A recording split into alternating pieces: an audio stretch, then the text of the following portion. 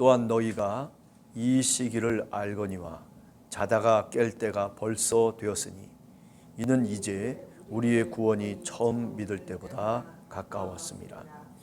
밤이 깊고 낮이 가까웠으니 그러므로 우리가 어둠의 일을 벗고 빛의 갑옷을 입자.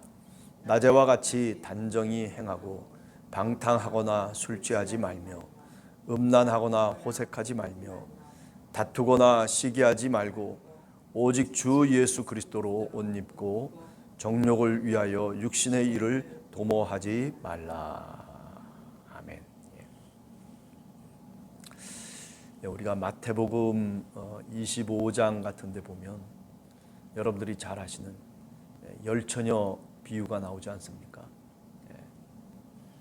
열처녀가 등불을 준비했는데 그런데 어리석은 다섯 처녀는 잠에 빠지고 말죠. 그런데 어느 한순간에 신랑이 왔다는 소식을 듣고 보니까 기름이 다 준비되었던 기름들이 다 소진돼 버리고 만 거죠. 슬기로운 다섯 처녀는 여분의 기름까지도 준비해가지고 기름을 채워놓고 그리고 신랑을 맞는다라고 하는 그런 비유 말씀이죠. 자다가 깼다라고 하는 말의 의미를 우리들에게 잘 표현해주고 있는 비유 말씀이 아닌가 생각을 합니다.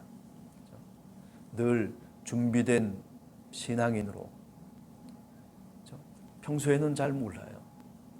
다 등불을 켜고 있는 것 같은데 그런데 여분의 기름을 준비하고 있고 이 여분의 기름이 쓰여질 것을 마음속에 이렇게 저렇게 헤아리고 있는 다섯 처녀들처럼 우리들도 그런 신앙의 자세를 갖고 신앙생활을 하는 것이 마땅하다라는 것입니다. 자, 오늘 로마서 13장 11절에서 14절 대림절 기간에 특별히 첫째 주 기간의 본문 가운데 하나인데 이 본문을 통해서 그 성 어거스틴이 다시 회심하고 그리스도를 위해서 자신의 삶을 전부 바치는 그런 계기가 됐던 성경 구절이 바로 오늘 13장 11절에서부터 14절까지의 구절입니다. 여러분이나 저나 읽어보면 금방 그 뜻을 명확하게 알 수가 있죠. 너희가 이 시기를 알거니와 자다가 깰 때가 벌써 되었다. 왜냐하면 우리의 구원이 처음 믿을 때보다 이미 더 가까이 와 있기 때문이다 라고 하는 거죠. 우리가 요한계시록에도 보면 3장에 보면 문 밖에 서서 문을 두드리는 그 예수님의 모습을 우리들에게 그대로 보여줍니다. 주님이 문 밖에서 문을 두드리고 있는 그 모습이 오늘 어쩌면 우리들의 상황과 맞아떨어지지 않는가 그런 생각을 합니다. 특히 코로나라고 하는 이 기간을 거치면서 많은 교회들이 힘들어하는 이유가 뭐겠습니까? 그죠? 주님이 분명히 함께 하시고 그 이전이나 그 이후나 오늘이나 내일이나 동일하신 우리 주 예수 그리스도이신데 문제는 우리 마음이 이렇게 준비되어 있지 아니하고 지금까지 쭉 코로나를 거치면서 몇 년 동안 교회가 모임을 가질 수 없고 그리고 교회가 반쪽짜리 교회가 되어져서 반쪽도 아니죠. 사실 어떻게 보면 그렇게 지내옴으로 인해서 결국 도태되어지고 또 예수 그리스도를 떠나게 되는 그런 일들이 우리 눈에 분명히 보이고 있다는 거죠. 앞전에 말씀드린 것처럼 슬기로운 다섯 처녀들은 여분의 기름을 준비하고 있었던 다섯 처녀들입니다.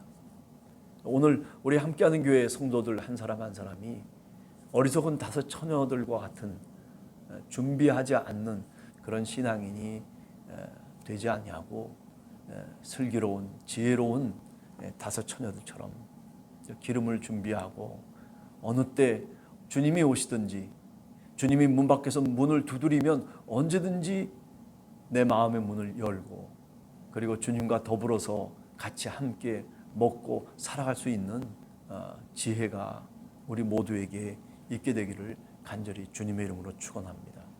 예, 그렇습니다. 이 시기를 알거니와, 이 시기라고 하는 말이 이게 헬라 말로는 카이로스라고 하는 말을 사용했습니다. 예, 크로노스라고 하는 것은 우리가 살아가는 세상의 시간이라면, 이 카이로스는 세상의 시간과는 질적으로 다른 주님의 시간이죠. 네. 주님의 시간이 가까이 와 있다는 거죠. 우리는 그런 마음으로 신앙의 삶을 살아가고 있는 사람입니다. 우리에게 남아있는 시간이 너무나 많습니다라고 하는 것은 크로노스적인 시간 속에서 계산되어지고 헤아릴 수 있는 시간 속에서의 얘기죠. 그러나 이 카이로스는 수평적인 시간이 아니라 수직적인 시간입니다. 하나님이 계시로서 우리에게 다가오는 그 시간, 그 때를 얘기하고 있는 거죠. 은혜 받을 만한 때가 언제, 어느 때가 아니라 바로 지금이라고 하는 마음을 갖고 우리가 늘 신앙인으로 살아야 된다는 말씀입니다. 고린도전서 15장에 보면 사도 바울이, 그죠? 하나님의 은혜를 얘기하면서 지금이 바로 구원을 받을 때고 지금이 바로 은혜를 받을 때라고 그렇게 말하고 있는 그 바울의 말이 바로 오늘 때가 되었다. 그 시기가 벌써 되었다라고 하는 말과 일맥상통하는 것이죠. 왜 자다가 깨어야만 되느냐? 그것은 이제 우리의 구원이 처음 믿을 때보다 가까웠습니다. 구원이라고 하는 것이 그저 한 시점에서 모든 것이 끝나는 게 아니죠. 깨끗하면 잘못 이해하기 쉬운 것. CCC 같은 그 사형리 속에 좀 문제가 될 만한 것이 뭐냐면은 그저 구원 한번 받으면 그걸로 끝나는 것처럼 구원파가 그렇지 않습니까? 내가 구원받았으면은 이제 나는 하나님의 자녀가 됐고 그렇기 때문에 나는 이제 죄와 상관없는 사람으로 마치 영지주의자들이 얘기하는 것처럼 그런 식으로 얘기한단 말이에요. 그게 아니죠. 엄연히 그죠? 예수 그리스도를 믿어도 죄 가운데 살아가고 있고 세상이 죄악 아닙니까? 그 죄에 넘실거리는 파도 속에서 사실은 배를 타고 우리가 목적지를 향해서 가고 있는 거예요. 그렇기 때문에 언제든지 우리가 힘들어하고 또 위험을 당하고 그리고 어느 때는 실족할 때도 있는 것이 우리 신앙인들이에요. 뭐 하나님의 은혜를 받았으니까 그 은혜를 가지고 쫙 목적지까지 갈 수 있다라고 그렇게 얘기하는 것은 그건 새빨간 거짓말입니다. 우리가 여분의 기름을 준비해야 돼요. 성령의 충만을 통해서, 기도의 충만을 통해서, 말씀의 충만이라고 하는 여분의 기름을 갖고 풍랑이 일어나고 있는 이 세상 속에서 목적지를 향해서 기름이 떨어지면 다시 또 기름을 보충해서 넘실거리는 파도를 넘어서 목적지까지 가게 되는 것이죠. 그런 면에서 처음 믿을 때보다 우리의 구원이 지금 더 가까이 와 있다. 그렇기 때문에 우리 한 사람 한 사람이 구원을 이루어가는 사람들이에요. 구원이 그냥 끝났다라고 하는 완료형이 아니라 구원은 현재 완료 계속형이에요. 계속해서 그죠? 구원을 이루어가는 겁니다. 그게 사도 바울이 우리들에게 얘기하려고 하는 구원의 개념이에요. 나는 이제 예수 믿고 구원받았으니까 뭐 이렇게 해도 되고 저렇게 해도 되고가 아니라 정말 성령이 함께 하시고 성령의 기름의 부음을 받은 사람들은요, 하나님 앞에 교회 생활을 충실하게 하고 신앙 생활을 올바르게 하고 준비되어서 깨어 있어서 예수 그리스도의 그 말씀과 그 뜻을 따라서 살아가려고, 그죠? 그 마음속에 깊은 감동을 느끼면서 살아가는 사람이 될 수밖에 없는 겁니다. 성령은 우리를 그렇게 인도하세요. 그래서 우리로 하여금 다시 힘을 얻게 하시고 다시 용기를 얻게 하시고 다시 우리에게 위로를 주시는 거죠. 우리가 이사야 40장에도 내 백성을 위로하라라고 하는 말씀을 지난번에 하지 않았습니까?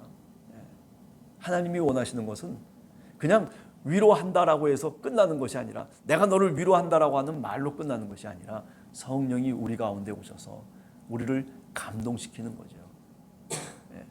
우리에게 기도의 능력을 주셔서, 그래서 우리가 좀 힘들어도 그 힘든 고난의 길을 극복하고 이겨나갈 수 있는 그런 지혜와 능력을 주님께서 주시기를 원하시는 거죠. 성령의 능력을 우리에게 주시는 것입니다. 성령이 너와 함께하고 있다라고 하는 신앙의 확신을 우리에게 주는 거죠. 그렇기 때문에 우리가 목회서신에서 늘 읽어왔던 것처럼 너희가 배우고 확신한 일에 거하라 라고 얘기하잖아요. 그렇죠? 배워야 되는 거예요. 하나 둘씩 배워나가면서 확신해 나가면서, 어떤 때는 그 확신과 확신 사이에 실망도 있고 실족도 있고 두려움과 위험이 있을 수 있는 거죠. 그러나 그것을 성령과 함께 동행하면서 하나님의 감동을 통해서, 위로하심을 통해서 그것을 다시 극복해서 일어서고 주님께 나아가는 그 모습과 그 과정이 뭐냐면 바로 신앙생활이라고 얘기할 수 있는 거죠. 그래요. 처음 믿었을 때보다 우리의 구원이 지금 더 가까이 와 있다. 여러분, 신앙생활하면서 구원이 가까이 와 있다. 아직도 내가 온전하게 구원받은 존재가 아니라는 것을 우리가 분명히 명심해야 합니다. 어느 때 어느 순간에 우리가 그 구원의 돛을 놓아버리고, 그리고 그저 풍랑 속에 휩쓸려서 그래가지고 결국은 침몰당할 수밖에 없는 것이 우리들입니다. 우리가 얼마나 탐욕스러운 사람입니까? 여기 오늘 얘기하는 것처럼 우리가 얼마나 어둠의 일을 하면서 세상 속에서 어떤 때는 살아가는 사람들입니까? 빛의 갑옷을 입자는 것이죠. 성령의 옷을, 성령의 두루마리기를 우리가 입자는 거예요. 그래서 하나님이 원하시는 그 뜻대로 살아갈 수 있는 사람이 되어야 된다라고 하는 것을, 그 당연한 얘기들을 오늘 12절에도 우리들에게 얘기하는 거죠. 밤은 깊고 낮이 가까웠으니 그러므로 우리가 어둠의 일을 벗고 빛의 갑옷을 입자. 그렇죠? 우리가 에베소서 6장에 보면 이 빛의 갑옷을 얘기하지 않습니까? 하나님의 백성이 입어야 되는 갑옷이 뭡니까? 전신 갑주를 입고, 그리고 공중의 권세를 잡고 있는 마귀와 더불어서 싸워 이기라는 거죠. 믿음의 방패를 갖고, 성령의 검을 갖고, 진리의 허리띠를 띠고, 구원의 투구를 쓰고, 그리고 복음의 신발을 신고, 그리고 싸워 이겨야 된다는 거죠. 영적인 전투를 얘기하고 있는 것이죠. 밤이 깊고 낮이 가까이 왔다는 거죠. 밤의 사람으로 살아간다라고 하는 것은 정말 애석한 일입니다.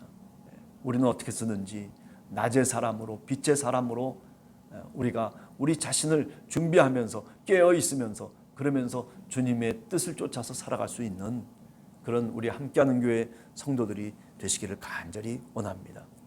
그렇습니다. 오직 주 예수 그리스도로 옷 입고 정욕을 위하여 육신의 일을 도모하지 말라, 이렇게 명령하고 있어요.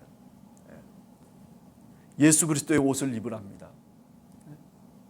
여러분과 제가 예수 그리스도의 옷을 입을 때 비로소 우리가 빛의 자녀고 하나님의 자녀고 그리고 신앙인이 된다는 것을 명심해야 됩니다. 이제 대림절 기간, 주님께서 오시는 이 기간을 우리 마음속에 다시 한번 되새기면서, 그렇기 때문에 주님을 기다리는 성도들은 이렇게 빛의 갑옷을 입고 예수 그리스도의 옷을 입고 정욕을 위해서 육신의 일을 도모하면서 살아가는 사람이 아니라 내 원하는 대로, 내 뜻대로, 내 정욕대로 그저 방탕하게 술 취하고 음란하고 호색하면서 살아가는 그런 사람들이 아니라 우리를 절제할 줄 알고, 그렇죠? 보다 더 무릎을 꿇고 하나님께 도움을 청할 수 있는 신앙인이 되어야만이 정말 참다운 대림절을 기다리는 신앙인으로서의 모습이 되는 것을 우리가 분명히 깨달아 알기를 원합니다. 오늘 또 이 새벽에 기도함으로써 출발합니다. 우리가 세상을 살아가되 그 처음 믿을 때보다도 더 구원이 가까이 와 있다는 것을 깨닫고 슬기로운 다섯 처녀처럼 기름을 준비하여서 정말 주님이 오신다라고 하는 간절한 마음을 갖고 우리가 세상 속에서 준비된 사람으로, 준비된 신앙인으로 살아갈 수 있는 여러분과 제가 되기를 원합니다. 그저 세상의 어둠 속에 묻혀서 살아가는 사람이 아니라 마치 가룟 유다처럼 어둠으로 들어가는 사람이 아니라 니고데모처럼 어둠에서 다시 밝은 대낮으로 나올 수 있는 그런 하나님의 은혜와 은총이 오늘 또 여러분들에게 함께 하시기를 간절히 축원합니다. 기도하겠습니다.